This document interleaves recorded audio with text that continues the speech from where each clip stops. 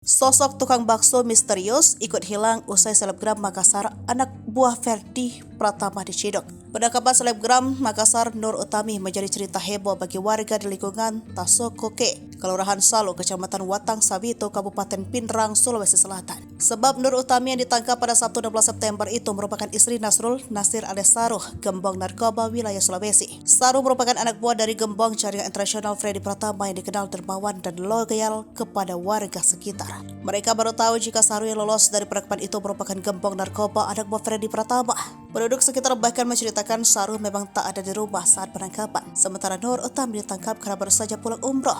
Dari sinilah cerita tukang bakso misterius beredar. Dilansir dari Tribun Pindrang, Kamis 21 September mengatakan, seorang warga mengatakan 3 bulan sebelum penangkapan ada sosok tukang bakso misterius yang selalu lewat rumah satu di kawasan lingkungan Tasokoi. Pria Purba ini mengatakan diduga merupakan intel yang tengah menyamar menjadi tukang bakso selama 3 bulan. Warga sekitar juga baru tahu kalau Saruh menjadi buron polisi. Wakil Direktur Tindak Pidana Narkoba Bareskrim Polri Kombes Jayadi mengatakan Nur ditangkap Sabtu 16 September 2023 dan ditangkap sebagai tersangka.